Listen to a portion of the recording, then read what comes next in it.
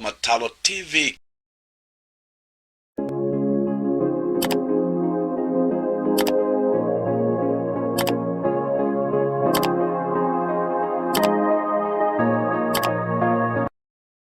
Gine kule ambapo mnatufuata katika mitandao mbalimbali, jameni, kwa pamoja tuweze kuburudika katika mitambo hii tunapowashirikisha wengi, tusiwe wachoyo jameni, tuweze kugawana wengi, sababu basi kile ambacho unakipokea haina haja ukule peke yako, washirikisha wengi na wakaone faida katika maisha haya. Basi kumbuka tumekuwa tukiongea vitengo vya uongozi, na nimeendelea kusema jameni, usiboreke katika kiwango kimoja cha uongozi ukawa mtu ambaye ni dhaifu sana katika sehemu zingine za uongozi. Basi siku ya leo nataka niseme tutatembea zile vitengo 6 vya uongozi, na tayari sana tumeingilia vitatu vya uongozi vitengo zile, na ili tuweze kumfahamisha vizuri mwana wa kiume jinsi ya kuishi na kukaa kiongozi ambaye atatamanika. Na basi tukasema ya kwamba katika kipindi ambacho kimepita tuna uongozi wa kibinafsi ambao tunaita kwa lugha ya Kiingereza individual leadership, mahali ambapo baba anafundisha mwana wa kiume hali na kujitegemea kama kiongozi yeye mwenyewe pasipo kuegemea upande wa kulia ama kushoto. Anafundishwa njia ambayo ataitembea na babake kama kiongozi wa kibinafsi yule. Basi toka hapo analetwa kiwango kingine, anafundishwa kumuongoza mwanamke, sababu mara kwa mara mimi husema jameni, wanaume wengi wameingia katika vita kali kuliko maumau kwenda kumuongoza mwanamke, na hakupewa ushauri na baba jinsi ambavyo atamtunza na kumuelekeza na kumuongoza vizuri mwanamke. Basi kama hukupata baba kukulea kukukuza vizuri katika sehemu ya uongozi ile, nataka nikwambie sasa una muda wa kulelewa vizuri na kukuzwa vizuri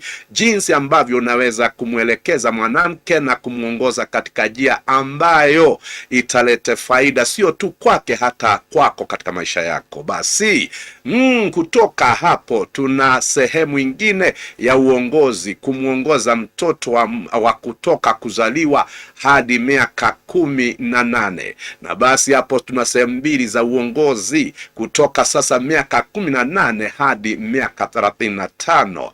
Na basi nimeendelea kusema kila kiwango cha uongozi basi kina tofauti zake na kina njia zake za kuelekezwa. Na ndiposa unaona uongozi si uongozi tu, ila lazima mtu atulie naye mtulifu, apitishwe katika mchakato wa uongozi ili aweze kuimarika vizuri na kuwa mtu ambaye atategemewa na wengi. Basi kipindi ambacho kimepita nimeendelea kufundisha na kuonyesha kipindi cha kwanza, kumuongoza mwana toka kuzaliwa hadi miaka 18, na nimesema mambo kama haya mwana anapozaliwa. Basi jameni, ukumbuke baba mama, wewe ambao unanitazama, ule ni ukurasa mpya ambao Mungu amekujalia, na kile ambacho utaandika katika ukurasa ule, yani kuandika katika mawazo ya mtoto na moyo wa mtoto, kile ndicho atakachokuwa miaka itakayokuja. Sababu wote ambao wananitegea na wote ambao mnatufuata, sisi zote tumefanyika kile ambacho tulikiona na kile ambacho tulikisikia. Basi tabia zetu na mambo na maisha yetu yanaundwa sana sana na kile ambacho mtoto anakiona na kile ambacho anakisikia. Kwa hivyo usiwahi kusahau na mambo hayo. Na sababu nimekutembeza sana katika kipindi ambacho kimepita, sasa nataka tuingie katika kitengo cha pili cha kumuongoza mtoto. Nayo ni ipi jameni? Basi tuingie sehemu ambayo wanaita kwa Kiingereza adolescent. Hapa ndio sasa jameni mambo inaweza kuharibika ama ijengeke vizuri. Kumbuka mwana huyu ambaye umemlea toka kuzaliwa hadi miaka 18 ameendelea kujifundisha mengi na ameendelea kuyaona mengi. Basi anapofika kiwango kile cha kukomaa sasa na kuanza kuingia katika hali na kuelewa mambo, basi huyu mtoto atakusumbua kwa mambo yapi?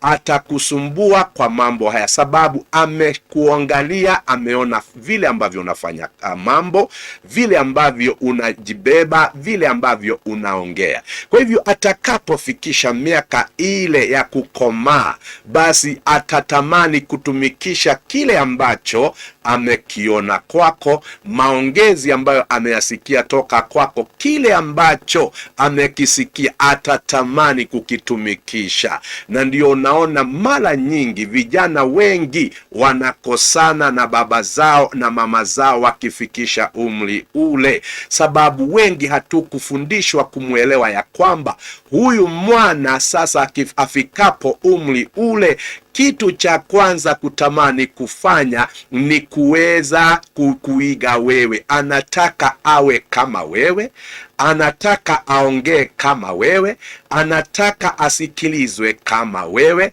anataka abishane, asikike sauti yake pia. Na ndio unaona sasa muda ule ukifika, unaona sasa vijana hawa wanataka wapewe wasikike, wapewe nafasi ya kusikika. Ya pili, wanatamani sana kujieleza na wasikike, wapo, they are looking for recognition.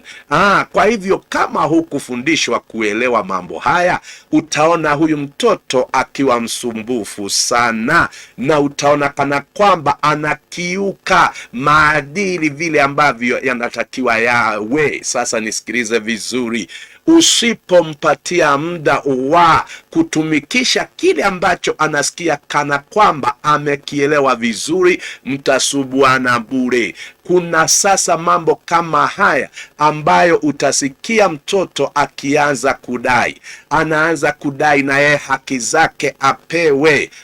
Sikia vizuri, kumbuka miaka 18 ameendelea kukutazama na amekusikiliza. Sasa imefika mahali ambapo sasa anataka kutumikisha kile ambacho amefuatilia kwa hiyo miaka yote.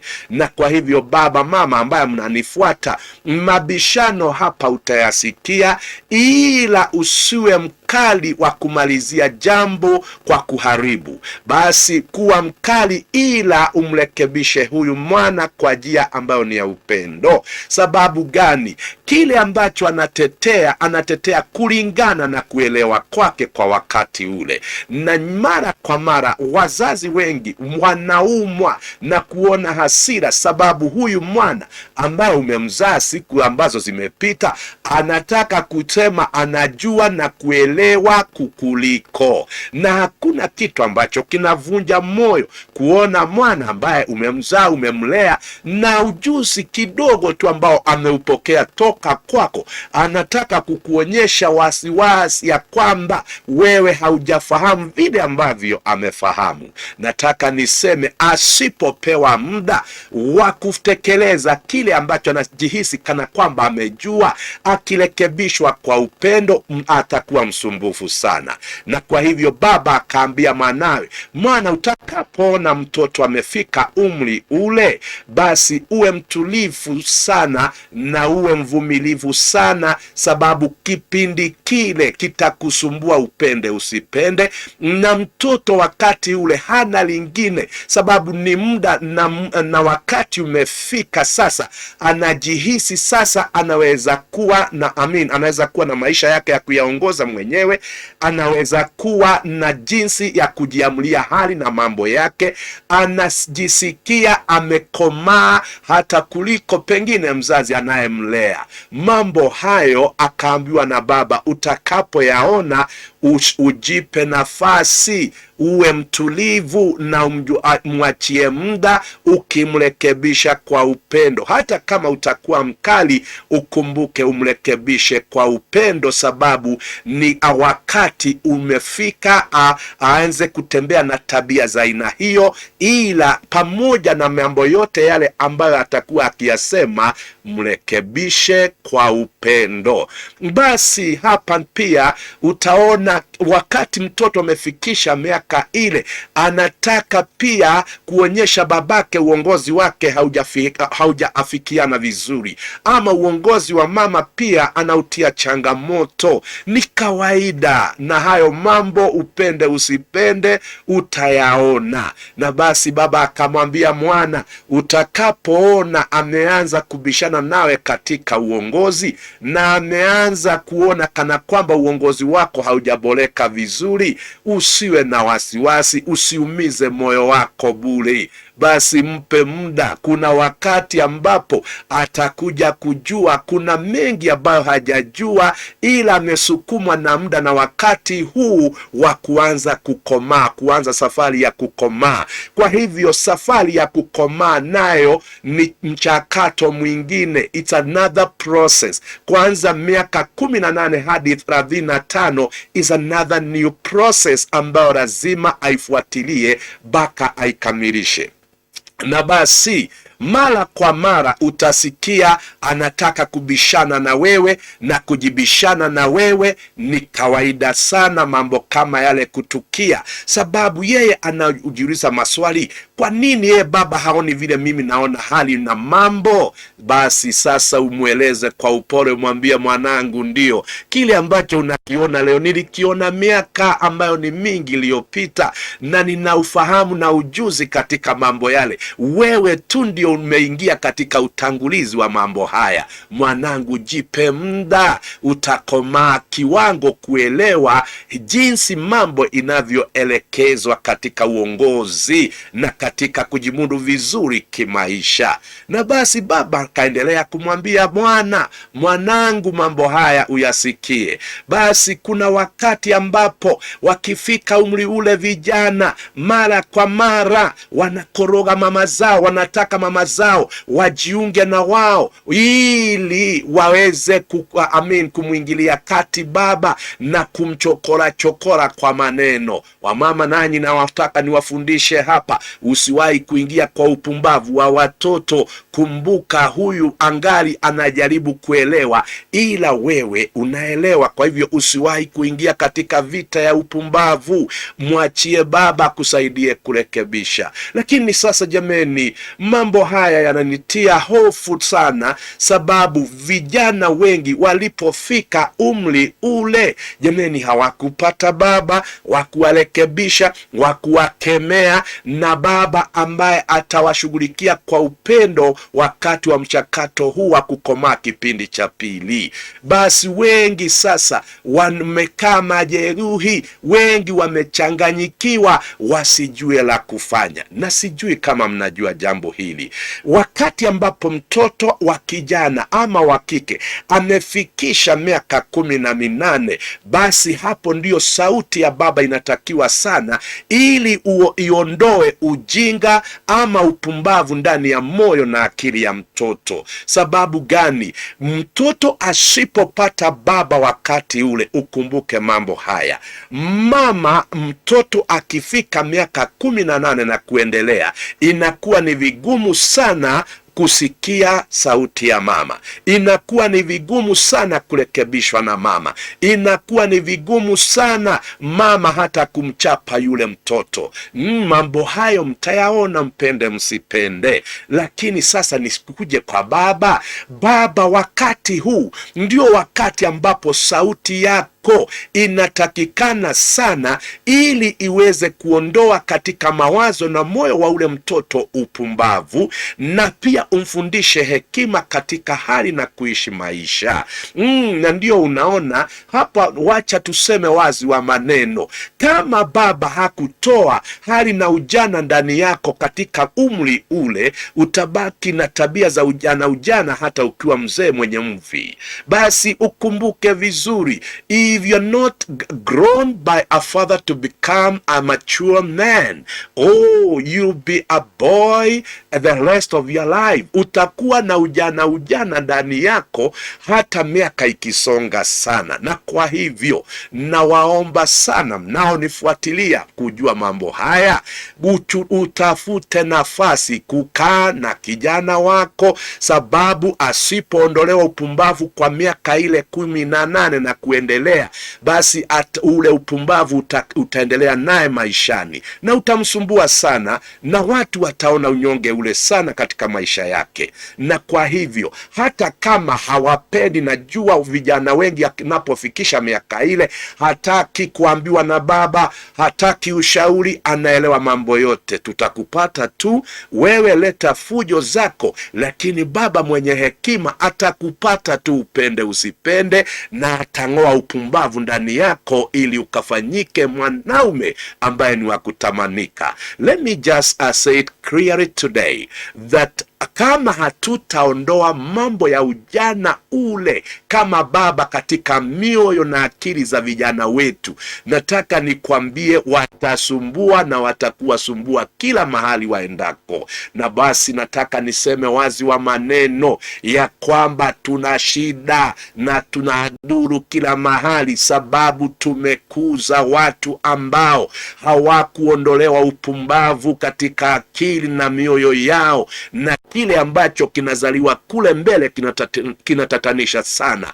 Kile ambacho kinazaliwa kule mbele, jameni, kinahofisha. Na kwa hivyo ni wakati mzuri tuweze kurejelea sehemu ya malezi miaka 18. Kipindi hiki cha miaka 18 hadi 35 ni kipindi ambacho kinahitaji mtu ambaye alifundishwa na akaridhishwa mambo haya, sio mtu ambaye amesikia tu kusomwa kwa vitabu. No, life is so practical. Na kwa hivyo kuna mambo hata ukitamani kuyafanya kama vile ambavyo umesikia katika theory itakukanganya sana, lakini ukifundishwa hatua kwa hatua kuweza kuacha tabia hizi ili uwe na tabia zingine mpya, basi utakuwa mwalimu na utakuwa mshauri mzuri miaka itakayokuja. Jameni, nataka niseme kwa kila mmoja kijana anayenitazama, kwa kila mmoja baba anayenitazama, na wamama pia ambao mnanitazama,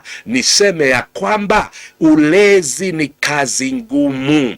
Ulezi hautaki moyo ambao unafifia. Ulezi unataka moyo wa ujasiri, moyo ambao ni hodari, moyo wenye nguvu, sababu ni mengi sana ambayo yatabishana nawe, ni mengi sana ambayo yatakuja kinyume, lakini mwisho lazima kuwe na baba atakayemwelekeza huyo mtoto. Usimuogope sababu ako na miaka 25 bado, jameni. Usimuogope sababu ako na miaka 30 bado, jameni. Hata akitimiza miaka 35, jameni, kabla hamjaachana jia, kila mtu ajipeleke kwa jia yake, basi endelea kumrekebisha na umwambie, mwanangu, kuna mengi bado haujajua. Sasa angalia siku hizi ambazo tunaziishi, mtoto wa miaka 15 anatindika pombe. Mtoto wa miaka 10, mtoto wa miaka 10 wengi wameingia katika mambo na madawa. Basi mambo haya hatuwezi kuyakimbia, sababu yatakuja kwetu, na sababu yatakuja kwetu, basi lazima tuwe wazazi ambao watajitahidi na kuomba Mungu neema na subira, ili kama wataingia katika mambo na madawa na pombe, ukumbuke kile ambacho tunaita kwa Kiingereza peer pressure itawabana pia, itakuja jia yao, na kuna mengine ambayo yamekiuka ama yametuzidi. Lakini katika ulezi, yakituzidi kiwango hiki, tuyazidi kiwango kingine, hii tuendelee kuwafundisha na kuonyesha madhara na hatari ambazo zimo katika hali na kuingilia madawa ya kulevya, hali na kuingilia pombe. Uendelee, usichoke naye, muongeleshe. Usichoke na kuongea na huyu mtu, anaweza kukiuka mambo yale kwa wakati huu, lakini usikie sauti ya baba ni an authority. Can I say it again? The father's voice is an authority. Hata akienda wapi, kile ambacho umeendelea kumkanya na marekebisho ambayo utaendelea kumrekebisha, hiyo sauti itadumu naye hadi kaburini, sababu sauti ya baba haiondoki. Sauti ya baba ni ya mamlaka, na kama sauti ya baba ni ya mamlaka, usitumikishe sauti yako bure. Itumikishe kwa mtoto huyu kwa faida, usiitumikishe kumlaani. Itumikishe kama kama sauti ya baraka, ili ukamrudie maisha yake ambayo yatakuja kule nyumaye. Basi mambo hayo baba akamwambia mtoto wake wa kiume, na akamwambia vivyo hivyo utakavyomlea kijana wako wa kiume, usisahau pia msichana wako anakuhitaji, sababu miaka ile ile ya 18 na kuendelea, hata wasichana wengi hupotelea mahali pale, sababu mama zao hawawezani na wao, wanakuwa wakali sana kwa mama zao, hawaambiliki jambo na mama zao, wanaona wametoshana na mama zao, wamekuwa na matiti kama mama zao, wamekuwa na kimo kama mama zao, utaniambia nini? Na wanaleta zile lugha zao za mitaani, utaduu. Sasa sikia, utaduu upumbavu, tutakutoa pole pole, na kuduu kwako tutakuonyesha hali na kutekeleza mambo kwa njia ambayo ni sawa. Basi mambo hayo lazima tuendelee kufundishana, ili tuelezane ukweli ambao unachoma, ukweli ambao jameni, ukweli ambao unaumiza lakini unaponya. Huo ndio ukweli ambao Matalo TV imeendelea kushughulikia, ili wengi wasije wakapotea na wakapoteza muda wao na maisha yao bure tu. Basi tusemezane kwa wote wazazi, ninyi ambao mnawachukulia vijana wenu wakifikisha miaka 20 ni watu wamekomaa kuweza kuamua kila jambo, mnawakosesha vijana wenu wakiwa wa kike ama wa kiume. Waongozeni na muwape ushauri ambao utawawezesha kuwa wazee na wamama wa heshima miaka itakayokuja. Na hata makanisani pia tuendelee kuwalea na kuwafundisha na kuwaelekeza katika njia ambazo zitawafanikisha kimaisha. Basi nataka niseme Matalo TV, hapa ndio mahali ambapo unapakuliwa chakula ambacho kimeandaliwa kikaandalika vizuri. Ndio mahali ambapo kila njia iliyopinda tunainyosha vizuri, inakaa njia ambayo itapitika sawa. Ni mahali ambapo haulipikalo kwa mafundisho haya, bali unafundishwa pasipo kulipishwa, ili ukawa msaada kwa wengine kule. Na basi mimi huomba kwa kila mmoja ambaye ni mfuasi na anayependa Matalo TV, utakaposoma utakaposoma masomo haya ama mafundisho utakapoyapokea, jameni, usijiwekee mambo yale mbali, endelea kugawa na wengi, sababu sitaweza dunia yote nikiwa peke yangu, mbali naomba msaada kwa wengi tukafundishane. Basi kutoka hapo nataka sasa nikulete kwa jambo lingine. Baba akamwambia mwana, basi hayo yatosha kwa muda, ila nitaendelea kukusongesha hatua kwa hatua ili ukaimalike vizuri. Lakini sasa siwacha mwanangu nikufundishe mengine, kitengo cha 4 cha uongozi. Baba akamwambia mwana, basi uongozi ambao pia unatakiwa uelewe na ujue vizuri ni uongozi wa kijamii, social leadership. Basi baba akaanza na swali nyeti, akauliza mtoto, kwa nini wanasiasa wanatumia watu vibaya, wanawatumia kuchoto, kulia, katikati vibaya? Basi mwana akasema nami sijui. Basi akaambiwa na baba, nitakujulisha siku ya leo. Wanasiasa wanajua mambo haya. Kama uongozi wako wa kijamii haukukuzwa kujielewa katika uongozi wa kijamii, basi ujue utatumiwa vibaya, upende usipende, na watu watakushukulia vibaya, upende usipende. Akaambiwa na baba, mwanangu, nitakufundisha mambo haya na usiwahi kuyasahau. Hata kama watu wamesoma kukuliko, hata kama watu wana pesa kukuliko, hata kama watu wametoka jamii zenye uwezo kukuliko, usiwahi kusahau ya kwamba wewe ni kiongozi katika sehemu na njia zako za kipekee. You are a leader in your own making. Kwa hivyo usitishiwe maisha na mtu sababu ametoka kwa familia ile, ama yeye ni mwanasiasa, ama yeye ni kiongozi huyu ama mwingine. Kila mtu ni kiongozi kiwango chake, na kile ambacho natakiwa ujue mwanangu, uongozi wako usiwache ukalaliwa ama ukafinywa na wengine, sababu pengine wana fedha kukuliko, wameelimika kukuliko.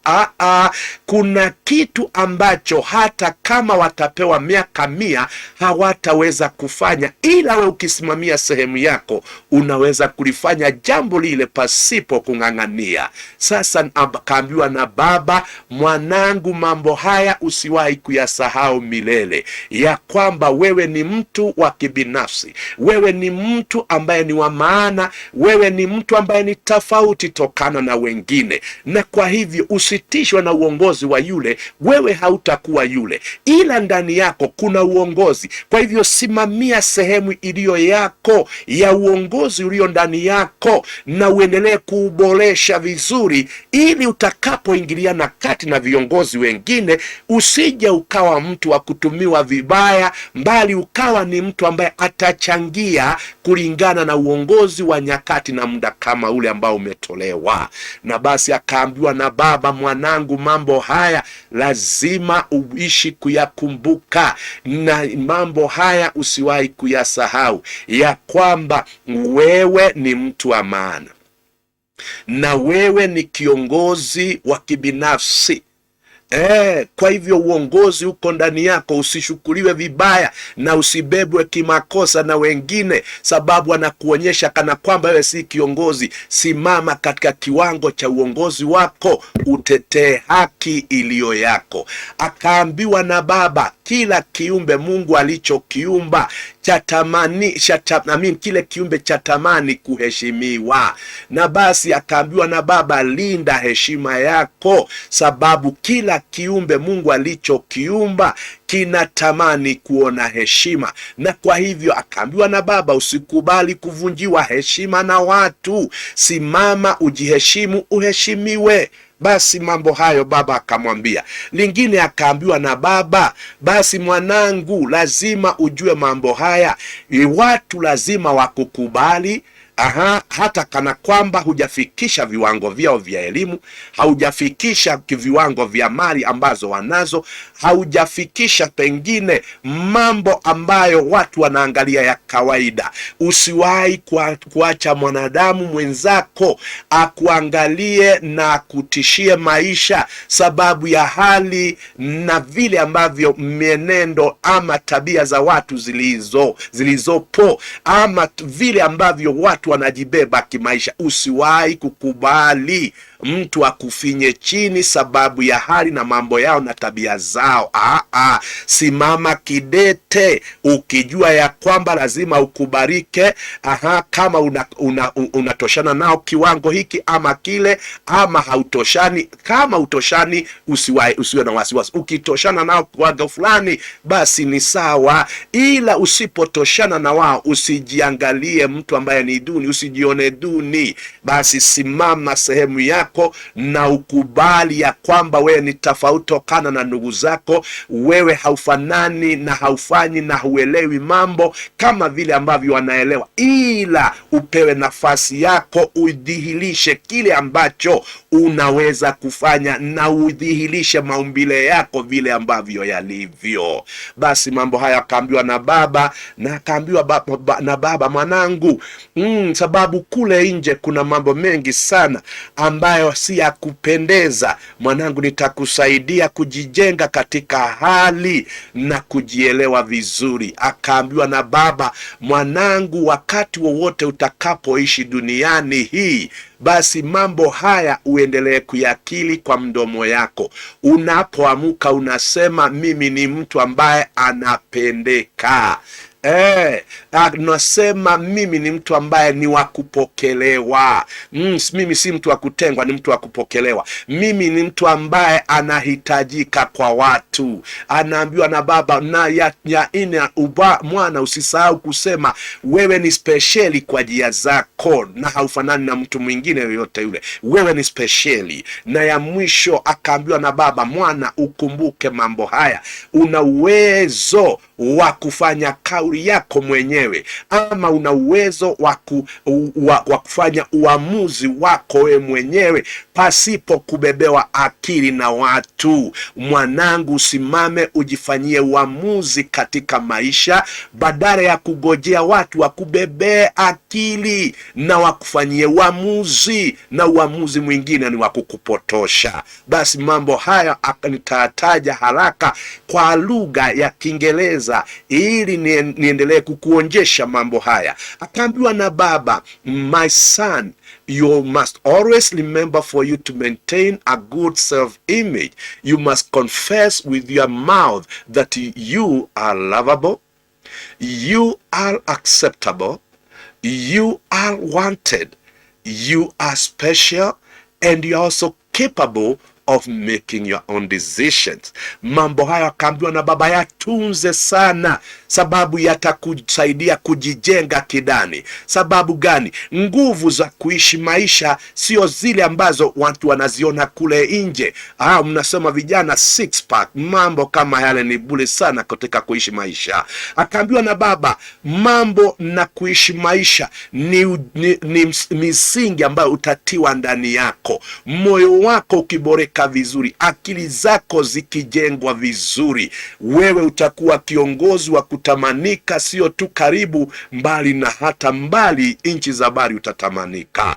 Mambo hayo akaambiwa na baba uyatunze, sababu kisha yatunza utakuwa kiongozi mwenye nguvu. Na ndio unaona Yoshua anaambiwa na Mungu, Yoshua, kuwa na moyo wa uhodari na moyo wa ujasiri, na usiogope. Basi ndio baba akamwambia maneno yale yatunze moyoni, yatakuzalia uhodari, yatakuzalia ujasiri, na utaweza kusimama vizuri katika uongozi wa kijamii. Basi nataka niseme, sababu sitaki uchoke na sitaki ule baka utapike, wacha nikuonjeshe hayo siku ya leo, ila narejelea tena kukufundisha uongozi wa kijamii, ili usitumiwe vibaya na wanasiasa, usitumiwe vibaya na wengine, hata katika familia yenu usitumiwe vibaya, uweze kujisimamisha kwa miguu yako miwili na uweze kuwa mtu ambaye ni kielelezo kwa wengine. Na basi Mungu huyu ambaye ametukilimia muda kama huu wa kuweza kufundishana yaliyo ya faida, basi awaweke salama hadi niwaone kwenye kipindi ambacho chaja. Na basi natamani niwaone tena mkiwa watu ambao wamefundishwa wakafundishika, watu ambao wanaendelea nao kuwafundisha wengine, ili tukaweze kuiokoa dunia hii ambayo inaendelea kumtesa mwana wa kiume, na pia mwana wa kike ameteseka. Na basi hadi wakati huo mwingine wa kipindi ambacho chaja, basi si Mungu awatunze vizuri, awakilimie rehema na neema zake sasa na hata wakati ujao. Asanteni sana.